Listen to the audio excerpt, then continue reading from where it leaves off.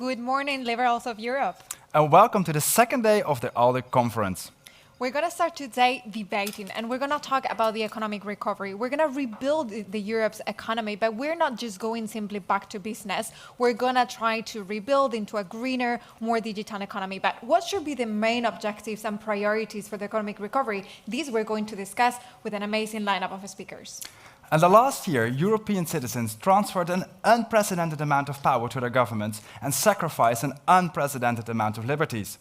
How can we make sure, that was necessary, but not a very liberal thing, how can we make sure that we make our governments ready for the next pandemic while still making sure our liberties and our democracies are safe? That's what we're going to discuss after the break.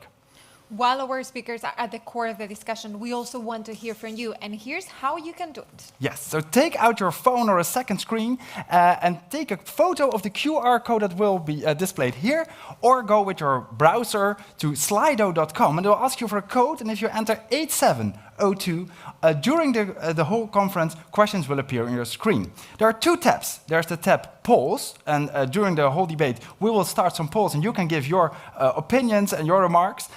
There's also the tab Q&A. Here you can ask questions or give comments to the panel, and you can also see the comments and questions of other people. If there's one that you like, give it a thumbs up, and the more thumbs up it gets, the more it will float up to the top, and we'll be asking them to our panel. So we're going to launch the first poll of our first session right now. Make sure that you answer and you share your views, your ideas, so that our speakers can react to that. But before we do it, we want to hear from one of the longest-serving prime ministers in Europe. He's the Prime Minister of the Netherlands and the leader of the VVD, Mark Rutte. Mark Rutte.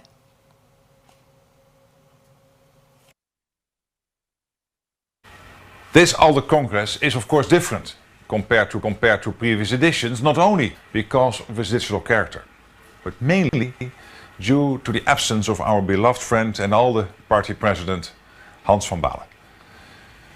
I think we all remember Hans as a very colorful person and politician.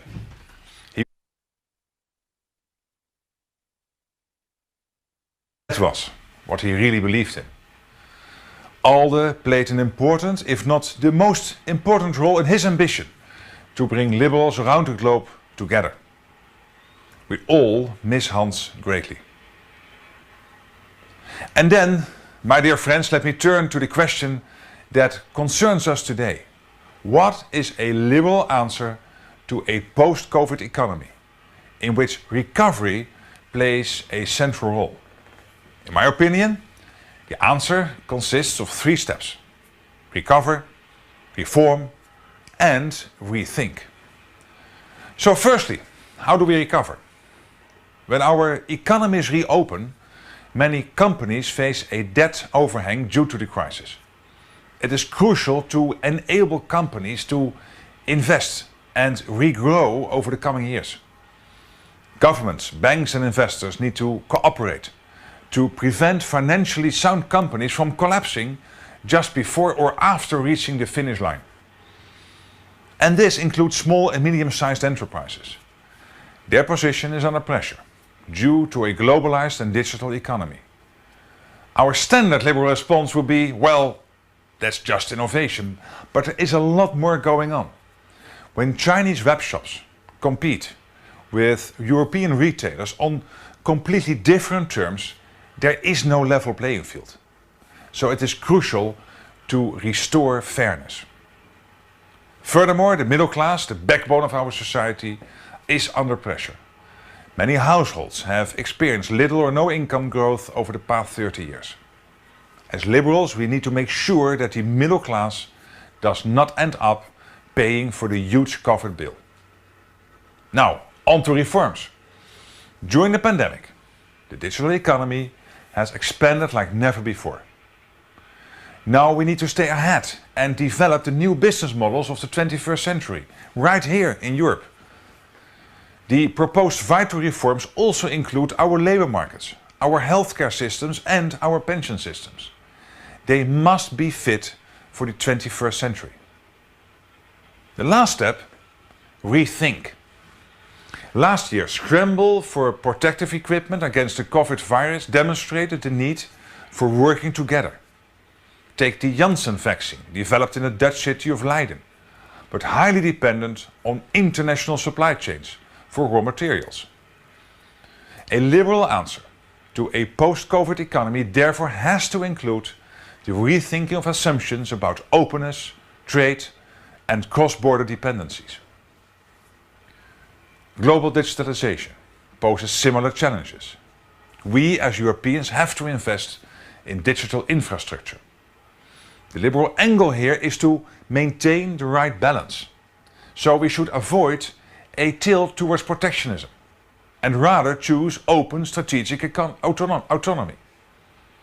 This requires strengthening the internal market. This way, we maintain openness while bolstering the capacity to formulate and enforce rules. So as liberal partners of Europe, let us boost the post-COVID economy with recovery, reform and rethinking. Let us act in the open-minded and positive spirit that Hans van Baalen has always championed as true liberals. Thank you. A lot of food for thought coming from Prime Minister Rutte, indeed. And now, to discuss all these issues that he has highlighted, I would like to welcome all of my panelists today. We have with us Kadri Simson, who is the European Commissioner for Energy. We have Eva de Bleeker, a Belgian Secretary of State for Budget and Customers, who is here with me. Luis Garicano, who is a member of the European Parliament and the ALDE party and Renew Europe Vice President.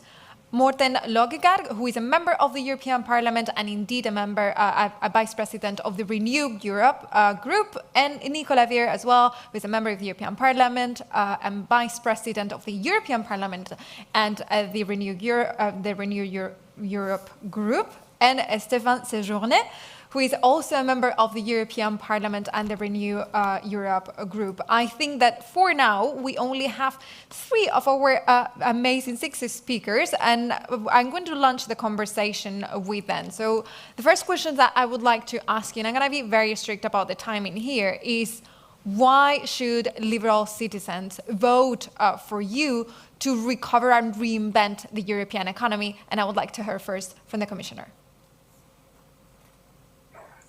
Good morning, and I think that I can start where Mark Rutte concluded, that we have always been open-minded and ready to test new innovative solutions. And right now we are in the start of the dual transition.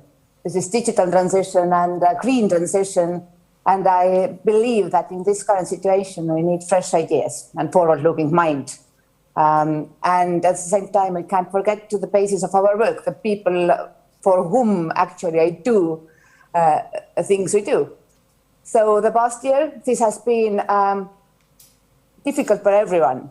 Every member state, each and every person has been to some extent affected by the pandemic, and it would be easy to shy away from the challenges ahead and to try to return to the ways of old without looking optimistically to the future. But that is the wrong mindset, and definitely not the thinking of us. And that's why I'm in a unique situation. I'm responsible for energy. And actually, European Green Deal is our guidebook for a successful green and resilient recovery. And this energy sector offers clear opportunities to deliver ambitious goals and to support sustainable economic growth. And of course, it is a key to achieve our 2050 target to become climate neutral. Thank you. Thank you so much, Commissioner. So the European Green Deal is a rule for success. We will be discussing that for sure. I want to hear now from Eva. What do you think? Why do you think that citizens should be voting for liberals to reinvent the European economy? Thank you, Chair.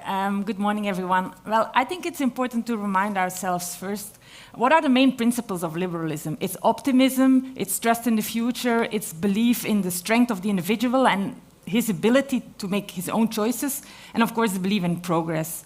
Liberals are convinced that change can happen, that they can make change, and that change can be for the better. Liberals, they take their responsibility, and in times of adversity, they see opportunities. And in the broader political and economic perspective, liberal stands for free trade, for market forces leading to the best solutions, for little government intervention, and of course for equal opportunities in order to get the best out of each and every individual. And exactly these things are the ingredients we need for economic recovery. This economic crisis was not a collapse of the system from within. It was an external factor that that created this health crisis and later the economic crisis. And today we see that consumers, they want to consume, investors want to invest, and we politicians, we have to make an enabling environment, a stable environment for them to do so. Of course, we need some public investment as well, but this needs to be very targeted and of course, generating further private investment. So to answer your question, why should people vote Liberals? My answer is simple, because we Liberals, we believe in the power of the civil society, we believe in free markets. We don't have the intention to decide for people what they should do or should not do. We believe that it are companies that create jobs, not governments, and so therefore we are prepared to give every individual and every entrepreneur the power to be part of this economic recovery, and actually the power to really rethink, reinvent the economy. Absolutely. We're going to talk about that, about this question of what is more important, investment, reforms, how do we make sure that businesses and consumers can get back to normal after the crisis a little bit later. But before, I want to hear as well from Luis, why do you think that citizens should vote Liberal to recover the European economy? Thank you. It's good to be here with all our colleagues. So our political system relies, and our economic system relies in the balance between the state and the individual, the public and the private. We need a strong, dynamic market economy in order to generate the surplus to sustain a welfare state. But we need a welfare state that works, and a social system that works, in order to make sure that people have a safety net under this dynamic economy. This balance, I think, only the forces of the center are really wanting to have this balance. Others are going to put a lot of emphasis on either just the dynamic market. Sorry, I have a return all the time. I don't know if people from communication can, after 1.5 years, we're all doing Zooms. I would really appreciate if just give it a minute. We're checking and make sure that you don't get a return. We're fine now. No, we're working on it. So we're gonna just give a minute to the team to make sure that you don't have to struggle with the return, indeed, because I know that it's a little bit annoying. It just comes back when you finish the word. Anyway, so I would just say that we need to keep this balance between those two things, and that only the forces of the center really want to do that. Our colleagues, the socialists on the left, in all their efforts, they're always only putting the balance on one thing, we just let the state grow and grow, then we're going to stifle innovation and growth. And our colleagues on the right are not sufficiently caring that we actually have that safety net. So I think that Liberals really have that balance right. And after 1.5 years in which the state, or a little bit more than a year, in which the state has had to grow so much because of the pandemic, it's now the moment to recover the balance. And I think that, as Mark Rutte pointed out, and as we all very aware, that's going to require building back civil society, building back community, building back the individual, and rebalancing away from a situation that we never thought we would live in our lives, right? Which is that we never thought that somebody could just tell us, like, you can have 6 people in your home, or you cannot exit, or you cannot leave, or you cannot come back. That was unthinkable. We accepted it for a year, citizens, and now we have to rebuild that balance. Yeah, we're going to be discussing about how to achieve that balance from a liberal point of view during today's discussion. Before we jump into the discussion itself, I want to hear as well from Nicola. What do you feel that liberal citizens should be voting for you to make sure that you reinvent and reform the European economy to a strengthening after this crisis? For me, it's crystal clear, because we are the Citizens' Party. So we know that we have major changes ahead, big challenges for everybody, but we know that the state is not the solution. We as liberals know how the private sector is starting and running business, how they create jobs, what they need as a framework for this, and especially that it's not politics to create jobs or to run a business or to decide which is a better business model, but to give the frame that they have the freedom to decide on it, especially in the digital and in the green transition. So we want to invest in common, in research and innovation, but we want to invest in a European, really cross-border infrastructure, but only as a frame so that they can use it to give the best chance for the best ideas, for the best heads, that we invest in education, investing in people, in citizens. We believe that the strengths, the ideas, the creativity of those people can build up together if the state is not hindering them by bureaucracy, by burdens. And so I think this is really the power we need now, because we can make the best of the changes we're heading. And I think this optimism that change is something for a better world, if we really use the strengths and if we unfold the potential of the private sector, this is what we are giving and which should be an argument to vote for Liberals.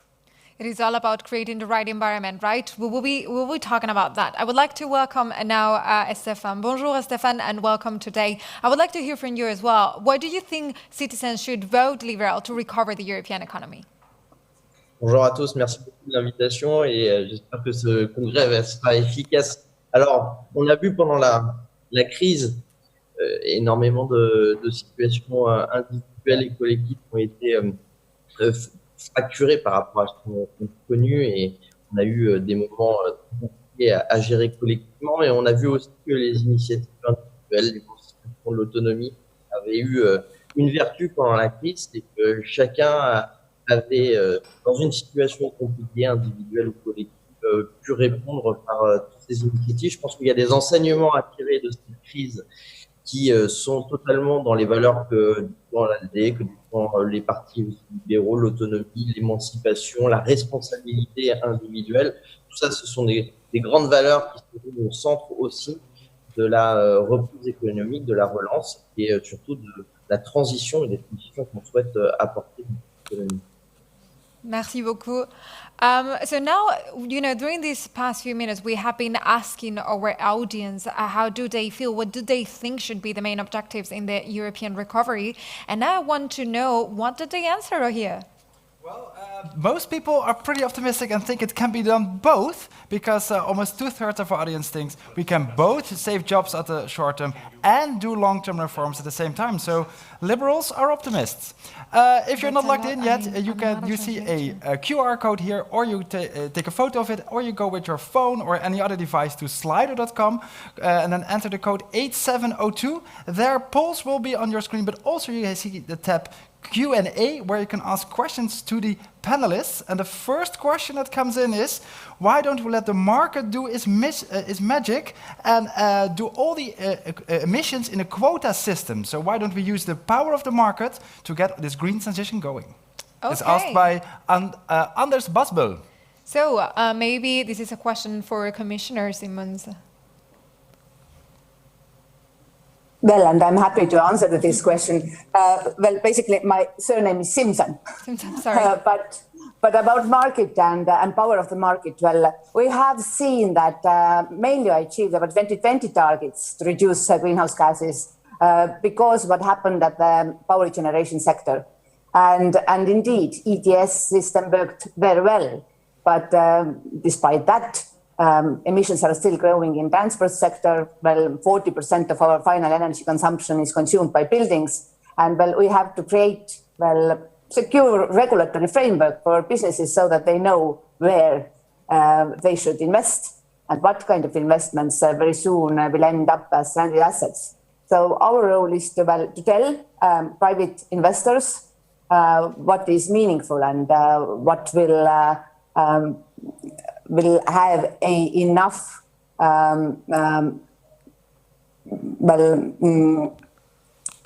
life, which investments will live long enough to pay back.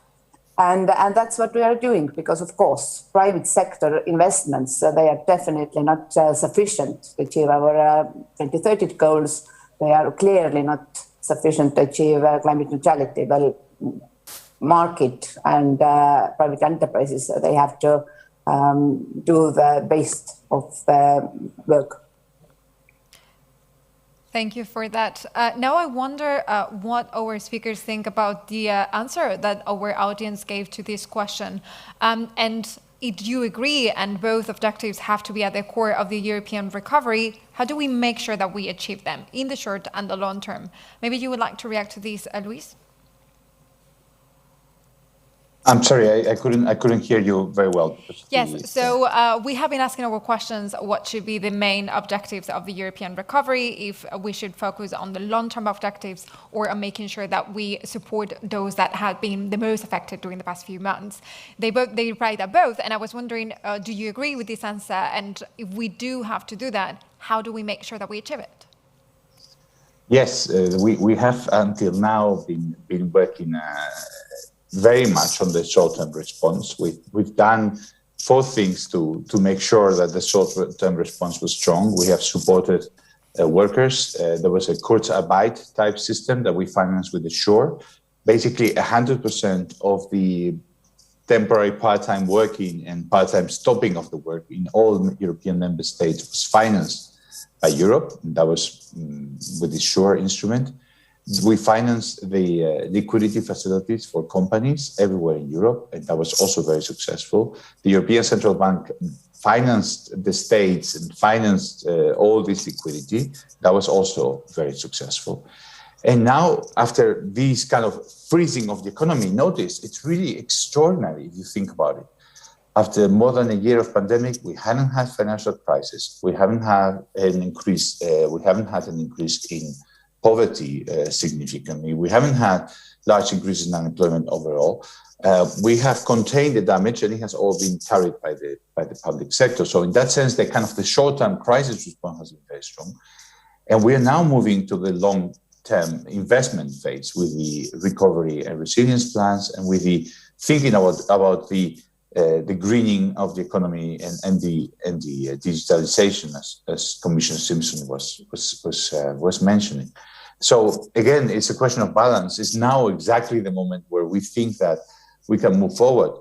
Countries, as you know, have presented plans to do this step forward with a mix of reforms and investment.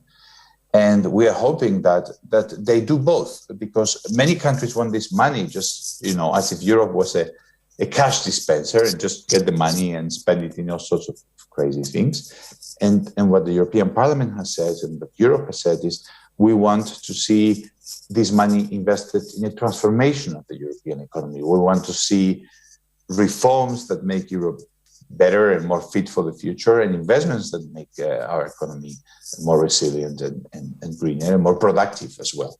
So this step forward is going to require from Commissioner Simson, from Commissioner Gentiloni and Dombrovskis, and from the rest of the Commission, is going to require real determination in monitoring and ensuring that these reforms are made, and that we are not just giving money as a cash dispenser, but that it's European money for European priorities. Absolutely. That's going to be the next big debate that we're going to see in Europe about the European recovery and the national plans. We're going to be seeing very soon the reaction from the Commission on the first national plans that were presented in the past few months. And I'm going to be very interested to see what the reaction of the Liberals is towards that. But I also would like to hear from Nicola about the question of how to address the issues that the hardest hit sector has been facing, particularly tourism, and how do we make sure, especially that we support small and medium-sized companies that has been severely affected by the crisis and are facing a lot of challenges ahead. Yes, it's totally right. The small and medium companies, for them, this situation was especially hard. But in the same time, I really believing that the small and medium companies, they are key for the recovery, because they are more flexible, they are more tending for innovation. They really know about their people, their employees, they care about. And so we really need to do everything so that they don't have burdens to recover, to restart their business, to just engage and work. And so it's especially important that now the Commission tries to really test every measure they are taking and proposing. How is the impact on the small and medium enterprises? We really need these SME tests. We really have to have an assessment.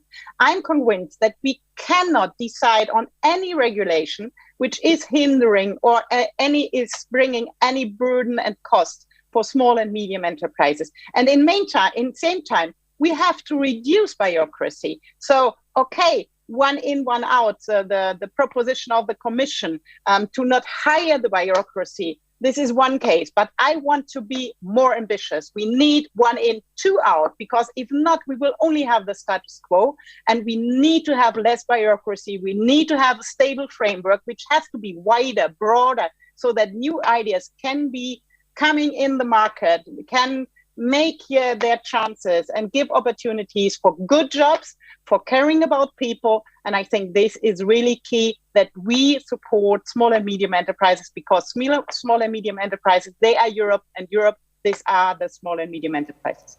The backbone of the European economy, indeed. Eva, you were reacting very strongly about Nicola's words. I was wondering, what do you think about this question of supporting SMEs and also these long-term versus short-term impact of the economic crisis?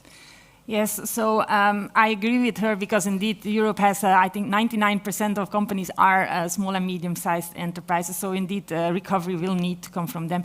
We supported our companies in order for them to survive, first of all. I don't hear the...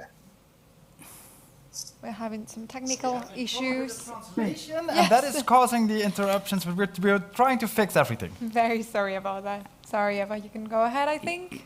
Okay. Yes.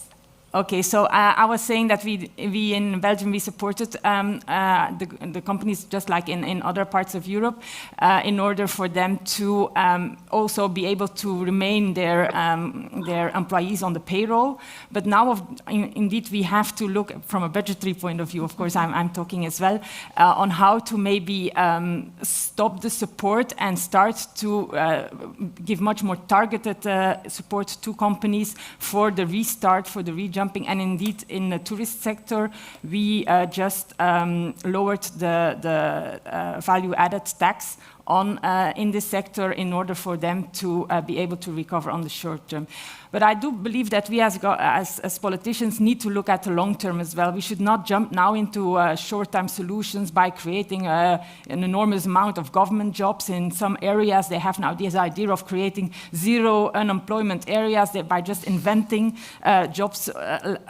I don't think this is the longer time solution, because this is not what we need in the longer term. We need in the longer term skilled people in this digital economy, skilled people for the green economy, and so creating this temporary government jobs is not the long-term solution. No, we have to reorientate people. We see in Belgium, but in many parts of Europe, some sectors in which there is really a need for people, but they can't find them, while there are still people unemployed. So also the whole education system has to be focused towards the transition to this green and digital economy.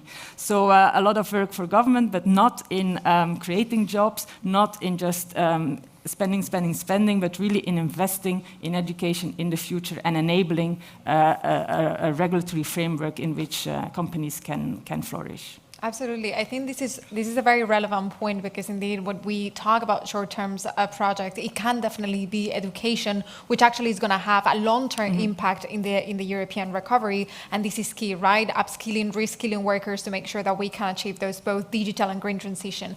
And this gives me the best transition ever, because we have been asking our audience, what do they have to say? What are the main projects that could help both achieve the digital and the green transition, but also help recover the European economy that has been very much impacted by the COVID-19 crisis in the short term?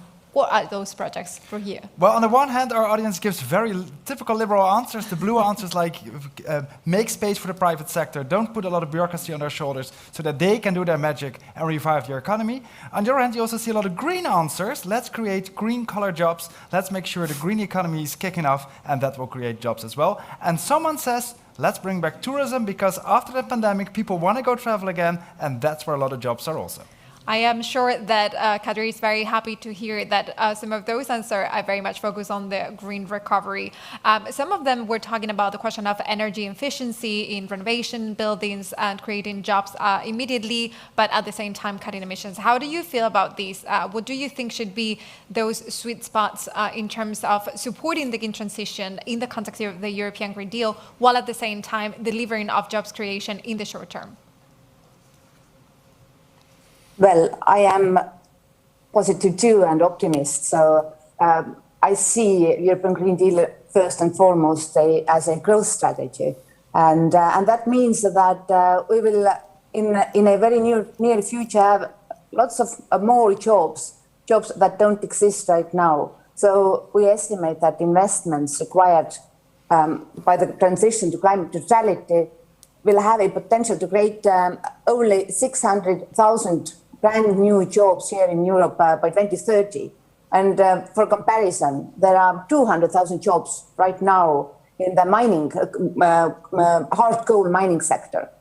So overall, more jobs will be created than lost because installing windmills and solar panels and managing smart and digital electricity grids and or performing deep thermal renovations of buildings, they require new and advanced skills.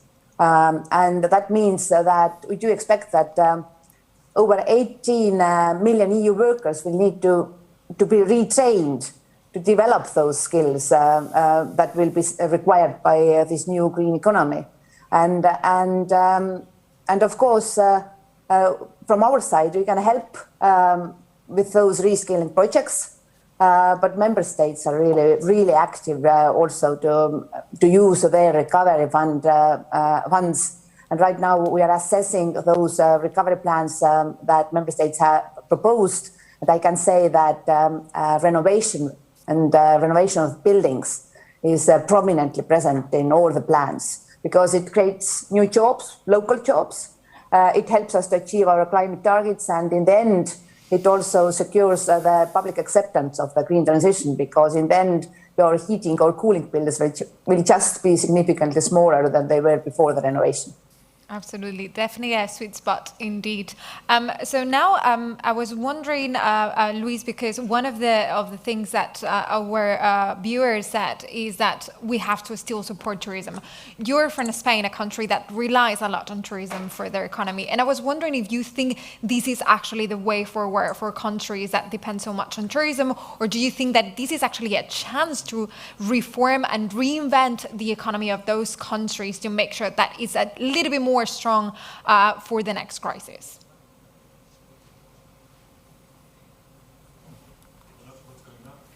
I'm so sorry. If you asked a question, then to Luis. My microphone was muted. Sorry. You were on mute. You were on mute. Here's the idea. You mute when we are talking, and you open when you are talking. That's the basic Zoom rule. Okay. I'm very sorry about this. I'm going to repeat the question. This is for Luis. And my question is, you're from Spain, and Spain is a country that relies quite a lot on tourism for its economy. And I was wondering, because our viewers were saying that the tourism industry needs to be supported as well, whether you think that's actually the way forward for countries such as Spain or Portugal that relies on Greece as well, that relies quite a lot on tourism, or you think this is actually a chance to reinvent the economy and reform it to make sure that it's stronger for the next crisis? Yes, this is what we're hoping, right? We're hoping that, particularly with this fund, we're hoping. Zoom rule. No, we hear you. We hear you. We do hear you. Yeah. Don't know, but I also hear myself the return. Okay. Can we solve that? It's very simple. You always manage to solve it 2 minutes into our intervention. I'm very sorry about that. I really am. It's just pressing mute. Just pressing mute, please. Can you please press mute so he can just don't hear himself? Thank you. For us. Is that okay? Can we make sure that's happening? Do you still hear me? Yes, I hear you, but yeah, I know. It's still not press mute on the yellow screen. One of our speakers has problems keeping disconnected. That's also why our Zoom team is pretty occupied also getting other connections reestablished. Maybe when in the meantime we go to a question from the audience. Yeah, indeed. Let's do that. We'll get back to you very soon, Luis. Yeah. Stephen van Alphen of D66 asked, do we have to focus on speeding up the climate discussion, the digital integration, or should we focus on mid-class companies first? So what comes first? Is it climate first and the companies will follow, or companies first and then the climate will follow? What do you think, Nicola? I think we really need a framework which makes it happen that also the smallest and medium enterprises can do it. And this brings me to the point that we have to show them that they have opportunities in that, opportunities for new business models, opportunities for creating new jobs, opportunities for earning money to pay the good jobs. And there we need as a framework absolutely technology neutrality, because the good ideas, they are not created by the public sector. These are the private sector, but they then have to have the security that every idea has the same chance. We only set the goals for the climate. We only set the goals for the digital, but not how to go there. So I want really to work with Kadri Simson on the ETS system over all the sectors, and the best would be to have a global solution on that, so that we can really trade on these certificates, and then we are decreasing the quantity of the certificate, so that we are aiming more and more ambitious for less emissions in the world, in the global world. And this is only possible if the framework gives that the other burdens go correct, that we do not have taxes, for example, additionally on energy, that we do not have other money to pay, other costs additionally on these goals we want to have by a market-driven instrument. So it's clear we, as politics, we have to fix the goals, but we have to let's free all the possible successful ways to get there. This is not to be decided by the politics. Thank you so much for that, Nicola. I would definitely want to have the reaction from Kadri on this point, and what can we expect from the Commission, considering that the reform of the ETS is coming up in the next few weeks? Well, what you can expect from the Commission is that on 14th of July, we will present a Fit for 55 package that consists 12 different proposals, among them extending ETS system. And well, I have this kind of impression that this is the biggest package ever that Commission has proposed. Needs a lot of coordination because, well, different commissioners are responsible for different files. I myself will present the Renewable Directive and Energy Efficiency Directive because, of course, saving the energy is the easiest and greenest solution. But on renewable side, I do see lots of excitement because there are several technological solutions where European companies are holding global leadership. Well, offshore wind is one good example. But another topic that is really on a lot of people's mind at the moment is hydrogen. And well, on electrolyzers, on green hydrogen, we also held European companies do held global leadership. And renewable hydrogen is an investment opportunity to help our economy and economic recovery. But it also brings new jobs and opportunities. And we have this estimation that every billion of investment that we will be able to attract in renewable hydrogen will create 10,000 jobs along the supply chain. So again, we will boost our economy. We will take care of our competitiveness. We will minimize the import needs for fossil fuels. And instead of that, we will produce green renewable hydrogen here in our own soil. Thank you. Looking forward to the presentation of the Fit 55 next month from the Commission indeed, and to hear all the details about these proposals. They're going to be key for the European recovery indeed. I think that now we have solved the problem with Luis' connections. I would like to get back to him to get the answer to that question. Is tourism the future for the Spanish economy, or do we need to reinvent and reform it? Yes, we were having all of us the same problem. So it was as the Commission is now saying. The idea that we have, our hope is that we can transform, right? I mean, tourism is always going to be important for a country such as Spain, this is not a bad thing, right? If you have a country that has oil, then it should say oil. And if you have a country that has sun, then it should say sun. And that's what Spain has, and that's a good thing. What we need is for it to be with higher value added. We need to kind of ensure that this tourism is of the highest possible value to the citizens, and that basically requires solving and investing in one thing. And I think that's the key question that is going to determine the success of all these efforts. Investing in people, not in things. We need to invest in our citizens. We don't need to buy more subsidized people buying electric cars, or we need. That's not the role of the state. The role of the state is to ensure that we have people ready for the next transformation, that we have the infrastructure to move on, that we have the investment in human capital that is going to allow people to benefit from the new economy. And that is where we need to put all our emphasis in examining all these plans and studying the recovery. We have a huge challenge ahead. Politicians want to give out goodies, and they want to just kind of be popular, and we need to stop that tendency and to ensure that they are investing in the longer run and creating a better economy for everybody. And yes, the feats are solved. Thanks very much for that.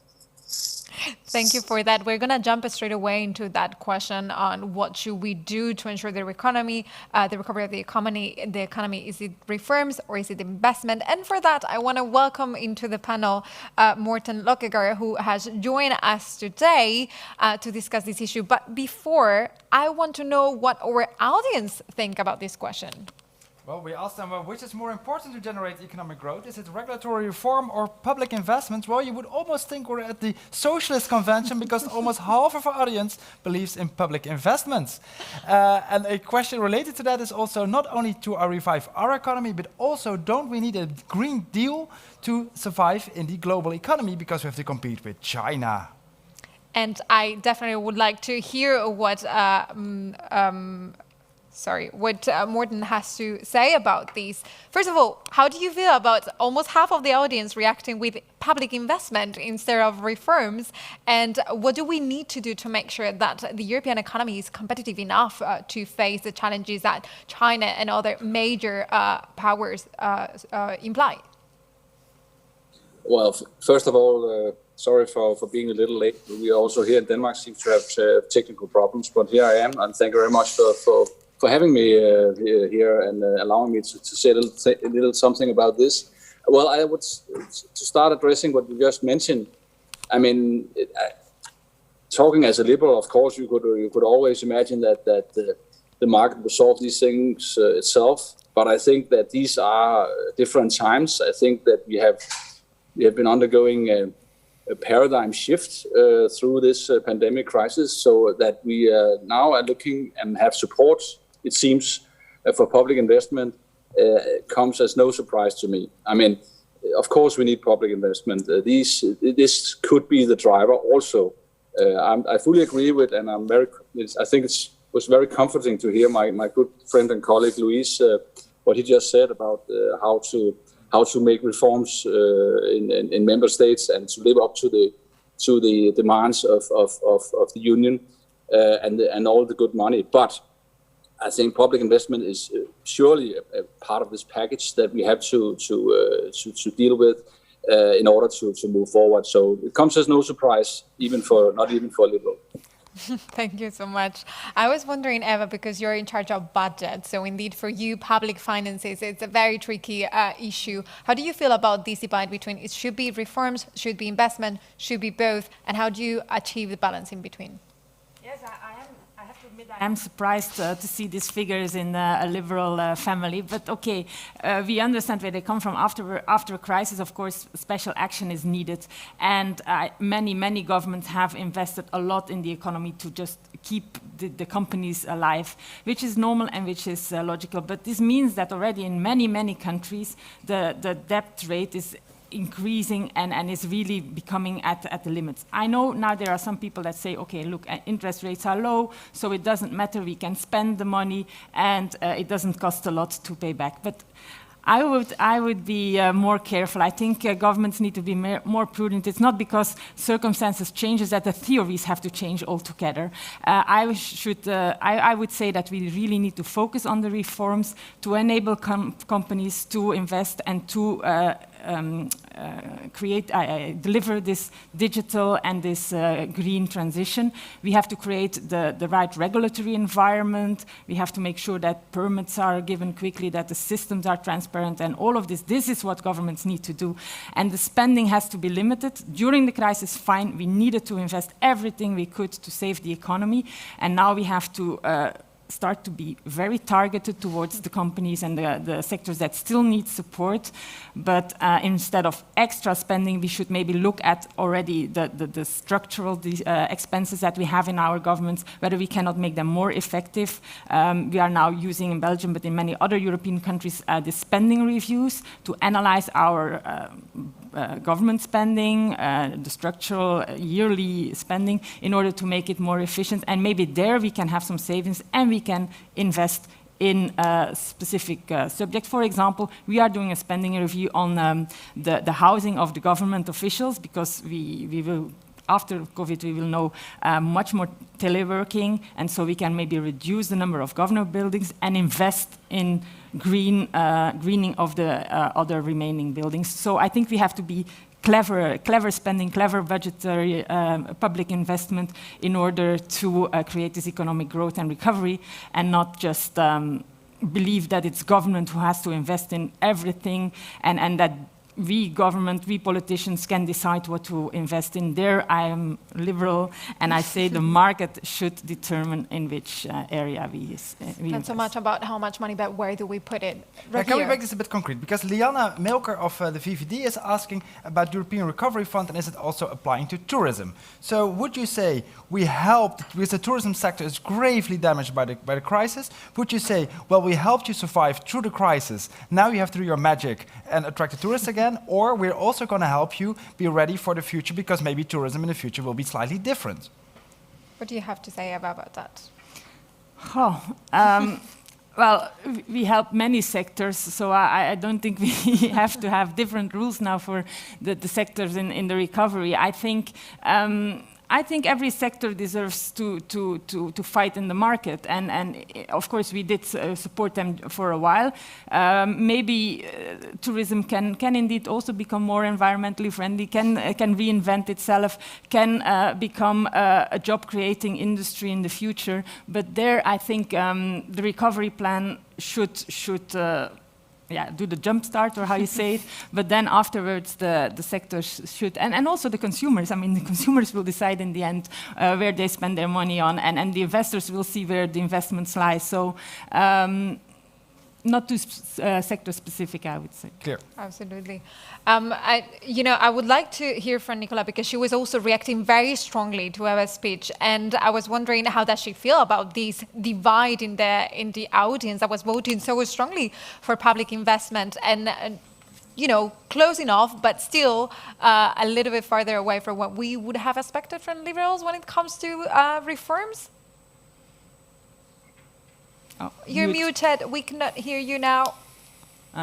Yes, now there you go. Was my mistake. I'm sorry, but to your question, I think it's reflecting. This answer is reflecting that we come out of a really extraordinary time, and I mean we saw this huge package which was delivered by European Parliament together with the member states, and which had also big debates in the liberal family, if we can do this, because we, for the first time, will also have European debts which have to be repaid and quickly repaid if we take our responsibility for the next generation, and that they not have to repay those debts.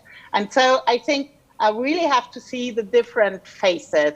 With the huge package now, we are after the phase of first aid, as Luis described it, with the SURE program and with all those transitory programs. And now we have to really to have the goal to invest in the change. And also for the tourist sector, because, I mean, they will also have to face the digital and the green transition. So they have to see, for example, with the programs of Kadri, to renovate their buildings so that there is a more energy efficient using of the hotels, of the bungalows, that we see that the smart home instruments can help also in the tourist sector to reduce permanent costs and to use the new space for other ideas also in these business models. So I'm totally with Ava that we should not only see different sectors, but really instruments which work in all the sectors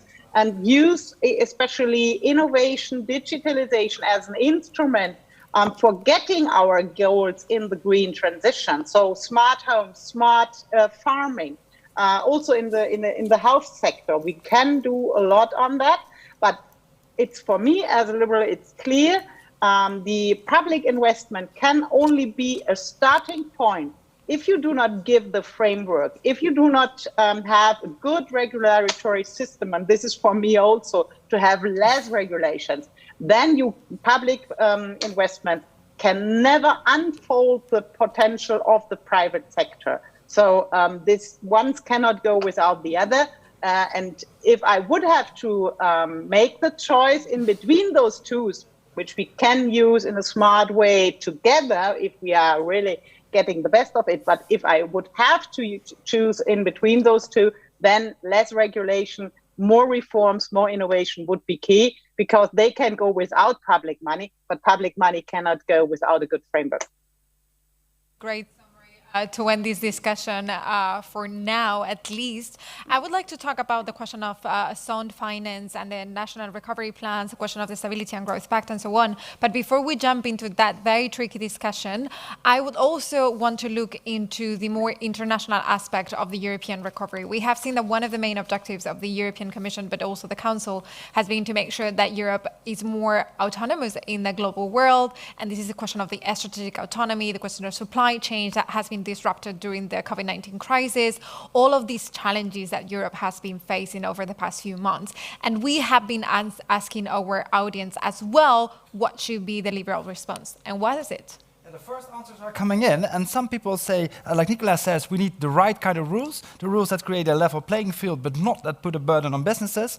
We have to invest in competing business in Europe, not invest in China. But quite some responses go to education, research and development, and knowledge sharing in the EU. That is a role for governments to make sure we are the smartest continent. In the meantime, I remind you, you can still send in more ideas through Slido. Go to slido.com and use the code 8702. And also you can ask questions and send in comments, and you can like the questions and comments of other people. The more likes a question or comment gets, the more likely I will put it forward to our panel. Thank you so much, Rogier, for that. Indeed, I want to hear from you what your questions and your comments are to feed this discussion. But I would like to hear from our speakers about this question. What do you think should be the liberal response to make sure that Europe achieves this strategic autonomy? And how do you feel about this answer that the public is giving to us? The question of the challenges that China represents, the question of reinforcing the innovation research sector within Europe to make sure that we can confront these powers. Maybe, Luis, you would like to jump in this one?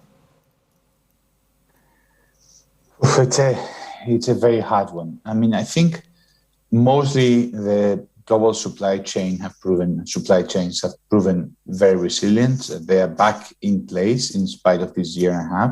If you look at globalization, it's exactly today at what it was a year and a half ago. So people think that we are seeing deglobalization, but that's nowhere in the evidence, it's nowhere in the numbers.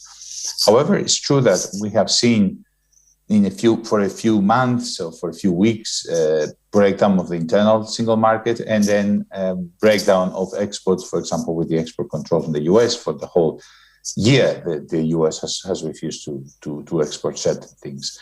So the question of how to manage this new world is coming to the fore. I would say, as a liberal and as a person who cares that our system continues generating prosperity for the future, that we have to operate with a lot of care. If we start to retreat into protectionism, as Mark Rutte said, we will be doing ourselves a disservice. We don't want to do that in terms of growth. We need to make sure that we have the, let's say, surgical intervention, narrow interventions that we need in medicines and things like that, without blowing up our supply chains. Now, China is a separate question, because obviously both China and Russia are behaving more and more as rivals and as actors that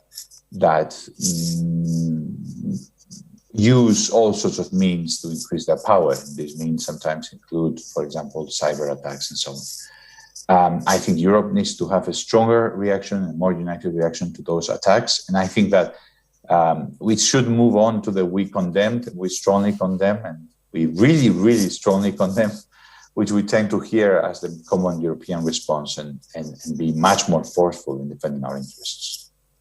This is a very interesting point, indeed. The very concerned, the youth concern, this question that has been popping up over the past few months, especially when it comes to Russia and the increasing tensions with the European Union. But that's for another debate about the foreign policy and the need to end up unanimity, if that's what you think it's the way forward. But I would like to keep on talking about this question of the challenges that China represents, the question, how do we rebuild this relationship with the US? We have the US-EU summit coming up next week, the NATO summit coming up next week as well. And we see this strong dichotomy between Europe becoming stronger versus Europe also collaborating with the US with the new presidency, indeed. I would like to hear from Morten about this question, and also about the possibility of strengthening the single market and the European champions to make sure that we confront all of our economic powers that we see in other countries. How do you feel about that?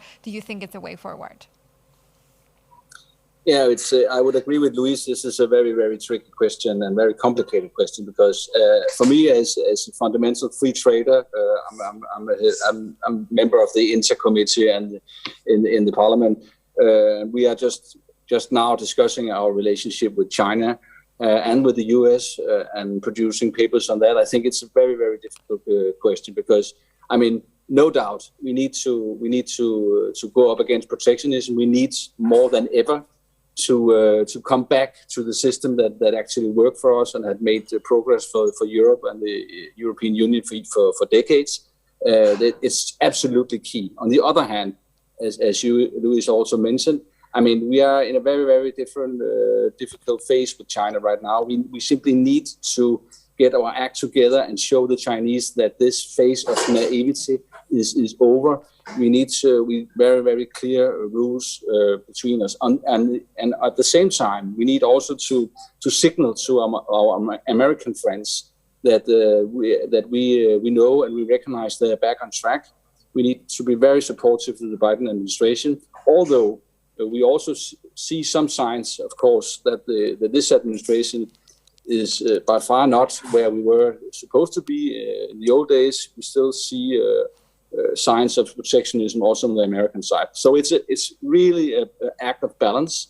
But I would suggest that we now concentrate on and getting our act together with the Americans. That's what we see at the moment, and that's very positive. And by doing that, also signaling to the Chinese that this is a matter that we need to solve. So that what the Chinese are doing at the moment, sanctioning members of parliament in the INGE, where I'm the vice chair in the INGE committee as well, and it's absolutely no-go for the Chinese to do what they are doing now with certain members of the parliament. So we are in a very, very delicate phase, and I would say that we need to get this straightened out before entering into the more detailed negotiations again. until then, we won't have this. We won't accept this investment agreement that we are discussing at the moment. So my best guess would be that we have to enter into 2022 before we see some light at the end of the tunnel. Absolutely. We clearly see in this question with China and how geopolitics go hand in hand with economic policy, and indeed how the tensions that have been raising between China and the EU has had an impact on the investment agreement that was reached last year, making it very difficult for it to be approved by the European Parliament, indeed due to the sanctions applied to members of the European Parliament. Before we jump into the next debate that I'm really looking forward looking at the results of the poll, so make sure that you vote as well, because I definitely want to hear from you. I want to give the floor for the last time to Kadri about this question, because one of the issues of the EU's strategic autonomy as well is a question of energy independence. So I was wondering, how does she see this particular issue? How do you feel about the role of the European Green Deal as well when it comes to ensuring the EU's strategic autonomy, and the question of energy in particular, because I think it's a very important one. Indeed, it is. And well, just coming back from the previous question, I think that when pandemic started, we all were surprised how big our dependency is in several sectors, well, medicines and equipment, among others. And where we showed leadership was that the European Commission already in the beginning of the crisis decided that we will start negotiations with the most promising vaccine developers. And we did it on behalf of our member states, so that we avoided a situation where different member states will compete with each other. And instead, we managed to create a very good deal with the most promising developers, so that by now, I think that all member states have advanced this vaccination very well. And well, just yesterday when I was in Luxembourg, this council format approved the digital certificate. So most probably soon we will be ready to travel again. And this is most probably the biggest support that we were able to give our tourism sector. But now about our energy policy and dependency. That's very true that 2/3 of our consumption is right now covered by fossil fuels. So this doesn't change by 2030, but definitely if we want to become climate neutral by 2050, we have to decarbonize our consumption. And that means that right now, our 27 member states, they are importing natural gas and crude oil from different trading partners across the globe. And this volume is worth 300 billion euros. So you can imagine that if we will be able one day to replace majority of this with renewables or with green hydrogen, then this makes a difference. And of course, until we will be able to do that, we have to send very clear messages to our partners. And one of these is also that we will take care of our companies' competitiveness. And with carbon border adjustment mechanism, we will guide them to fulfill the same rules so that our companies have to. So we don't ask anything more from our partners globally than we ask from our own producers. And this is a very good starting point to just to push other regions towards cleaner solutions too. Absolutely. Thank you. It's very important, this role that the European Green Deal has had also on the external relations of the EU with our countries, and the push that they have given for them to actually also move towards climate neutrality indeed. And the question of energy, I think it's absolutely key. Now I want to move into the last part of this debate that I'm really looking forward to touch upon, because we've been asking our audience about it. So as you all know, the EU budgetary rules were suspended due to the crisis and the huge impact that has on the European finances, because governments had to push for investment, and we have been discussing today to make sure that they would keep the economies afloat. But obviously we have to look in the longer term.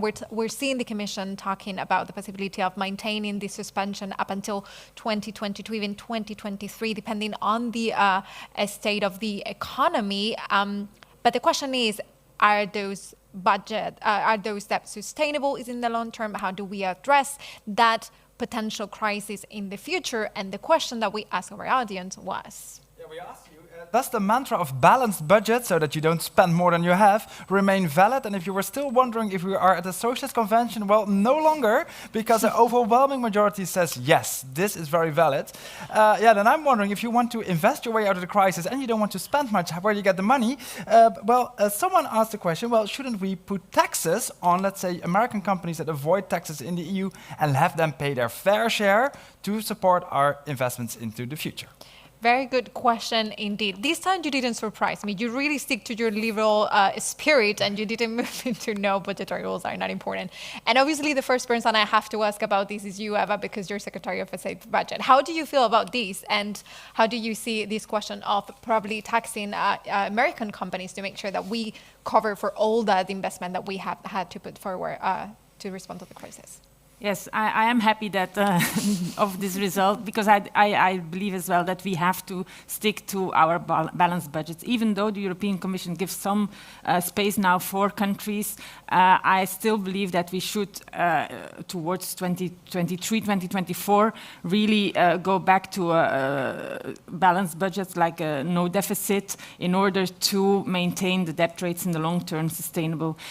Some people, I mentioned before, because of the zero interest, they believe that now it's the time to spend, but this is absolutely not taking our responsibility as politicians towards the future and towards the future generations. Of course, we do need some public spending, that has been said, and we had the whole support package during the crisis, but there I think it's extremely important to make sure that this support stops, because you often see after a crisis that some of it remains in the system, some extra workers in some government institution. So there we have to make sure that we cut the structural expenses.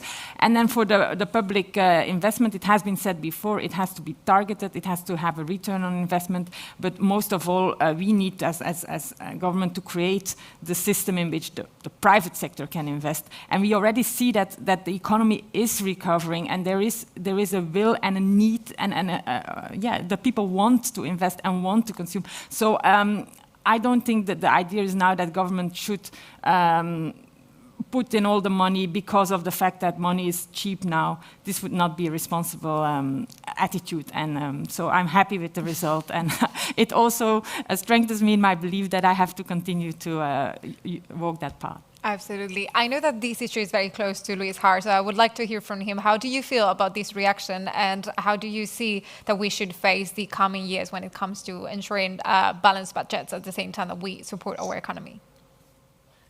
No, I mean, our audience is right. The risk when you are allowing for a fast reaction like now, and you say, well, we suspend all the rules, everybody can spend what they want, is that, as I said, politicians, we know it, we work there, like to have their hands in the goodie bag. They have goodies to distribute, they're going to like it. So once you allow, you say, oh, no problem, everybody can spend what they want.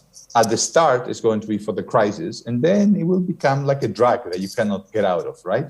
So you need to be sure that there is some budgetary discipline in the medium run. And the way to solve this conflict is, okay, you can spend now, but you have to ensure that the structural budget is in balance. That means all the other expenses, which are not right now for the crisis, you cannot just profit from the crisis to say, oh, I'm going to increase spending in my pensions. That's just, sorry, that has nothing to do with the crisis. You're increasing spending over the very long horizon. So the trick is we need to have rules that allow to react to a crisis like we did now without compromising long-term budgetary stability. The rules we have today don't work. Some countries feel that when they need to spend in a crisis, they can do it, but other countries feel, hey, they are not constraining you in other times. I want to remind you that the reason the rules broke down was because in 2002, 2003, Germany and France were given opt-outs because, well, they weren't given opt-outs. They were just not enforced already. So these rules have never really worked. And we need to now put rules that are clearer, more transparent, and that really do work. And I think that's a huge challenge for the next 2 years. And I think we have a possibility to do it, because we can tell countries, look, we give you this flexibility now, but in exchange, you need to agree to these clear rules. Absolutely. Finding this balance is going to be key for the European recovery, and it's going to be part of the huge debate that we're going to be facing in the coming years about the reform of the Stability and Growth Pact. Indeed. I want to hear very quickly from our speakers before we jump into the end of the discussion, because we have just a couple of minutes left. But I would like to have a reaction both from Morten and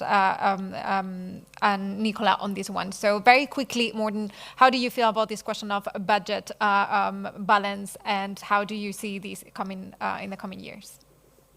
Well, I have a very clear position on this one. I think this goes to the heart of the whole discussion about how we deal with this crisis. I mean, the whole recovery fund and the way it's constructed made a lot of noise and a lot of worries from us in the north, representing Denmark in this case. And we are still worried because we hear that we heard Macron and others talking about making this recovery fund a permanent issue, a permanent feature. And we will very much disagree there. I totally agree. We need to be aware that we are entering into another phase now. Let me give you an example. In Denmark, the industry is doing very, very well at the moment. We are in many sectors, they can't get a decent workforce. They are complaining now. At the same time, the Danish government have spent a lot of money. And now we need to go the other way, because the industry can make it themselves, no problem. So this goes to the very heart of the discussion, and I really, really hope that we can agree on a European level that these reforms have to be made now. We have a golden opportunity to do it, and of course supporting sectors like tourism. But I think that we are looking at a fast recovery now, and the worst thing we could do now is to spend even more money. Absolutely. Last word for Nicola, please, on this one. Yes, thank you. For me, the balanced budget is not a mantra. For me, this is really a pure question of responsibility with the next generation, so that we do not spoil their future with debt we make for our purpose. I mean, we are speaking of sustainability in the green transition, so that we do not spoil the resources and exploit them only for us, and there is nothing for the next generation. And I think for finance, for budget, it's the same question to have sustainable finance, and that so that each generation has a responsibility to limit the impact of their decision on their generation and leave the space for the next generation. And this is the reason why we are fighting together with Morten, with Louise, all the colleagues, together with Mark Rutte and the Frugal Four in the Council, so that we do not have only grants, but also credits to be paid back. And we are fighting that the payback comes earlier than it's in the regulation for the moment, and that it's clear money only for reforms, not money for consuming.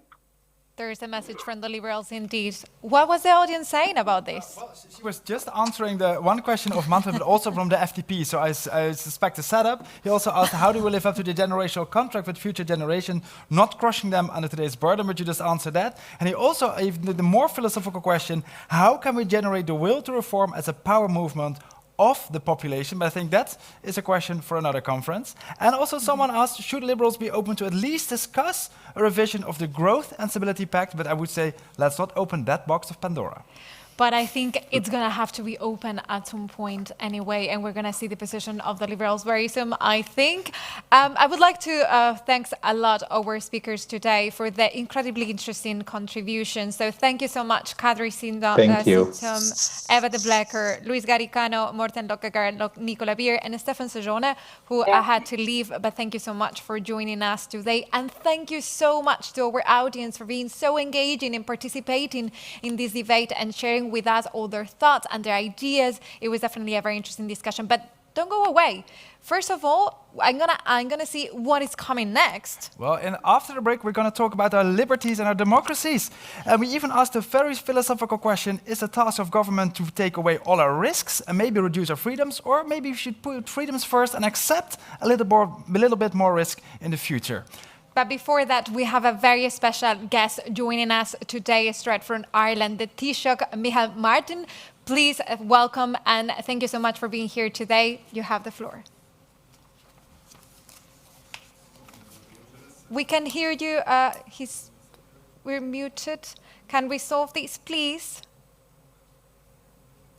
Yeah. There you go. Go ahead. Hello? Thank you so much. Can you? Sorry, but okay.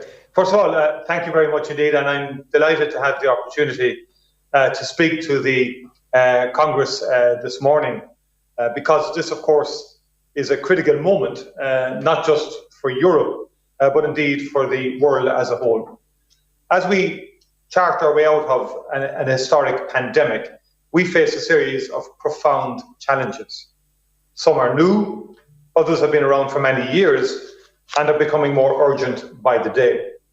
We must finish the work of protecting public health. We must act with an urgency capable of securing recovery from one of the fastest moving recessions ever recorded outside of wartime. We must step change our action on the great environmental, economic and social challenges of our generation. And underpinning all of this, we must act to both protect and promote fundamental values. So this is not a time for business as usual. The very worst thing we could do, in my view, is to just hope that we can muddle through with minor changes to current policies. When we have fully overcome the COVID-19 pandemic, we will have time to fully learn the lessons of how we can prevent and limit the impact of similar pandemics. However, there are two important lessons which are already clear and have very important implications for the European Union. The first is that we need a much stronger public health function at the centre of the Union. The current system makes no sense in my view, and it leads to confusion and missed opportunities to more rapid response. The European Centre for Disease Control, for example, does valuable work, but we can all surely see how often our economies have delayed action through duplicating simple research and failing to coordinate action. And this is not something the public needs to be persuaded on. For many years, surveys have shown that people understand the idea that collective action on public health is better for everyone. And the pandemic has also showed us how much we in the European Union can achieve together and how bad we can often be in talking about this. The European effort to develop, manufacture and distribute COVID-19 vaccines should be seen as an enormous success. European Union scientists, manufacturers and health systems have already distributed 330 million vaccines which can control and defeat this deadly virus. And 300 million doses have been exported from the Union, making the European Union the only region in the world contributing so far to the wider global challenge of making us all safe through vaccination. And this, of course, includes millions of doses which have been helping the UK's population in the face of new and more dangerous variants. We have not played political games or sought any geopolitical advantage from these vaccines. And in the months ahead, we will further ramp up production with major new manufacturing capacity coming on stream in countries across Europe, including Ireland. Europe is the engine behind the global answer to a global challenge. And yet many people continue to see the European Union's response as a problem, with one of the main reasons behind this being the lack of a shared commitment to defending and promoting shared successes. I think we have to understand that we each carry a responsibility to look for and acknowledge the many shared successes of the Union. The destructive Euroscepticism, which we have seen too much of in recent years, has always been founded on the idea that success is only ever national and all problems can be blamed on Brussels. And unfortunately, far too often, pro-European forces follow the same approach. We simply have to move away from the zero-sum rhetoric of fighting for national interests and understand that we must be willing to share our successes when they've been enabled with and by the Union. This is not to say that the Union doesn't make mistakes or that it doesn't fully represent everyone's interests, but we have to continually speak up against the idea that Europe is them and not us. We have seen in a very dramatic way how collective action is helping us all to protect health and to reopen our societies. Let's not be afraid to acknowledge this. And let's also understand how we need to work even closer together if we are to prepare to contain or prevent another pandemic like this one. The path of recovery from an economic and social shock such as this won't be easy, And we have to learn the lesson of previous recessions, where action to deliver recovery were too cautious and risked leaving too many behind. We had lengthy and intense debates at the European Council last year about the multi-annual budget for the Union and a specific recovery package.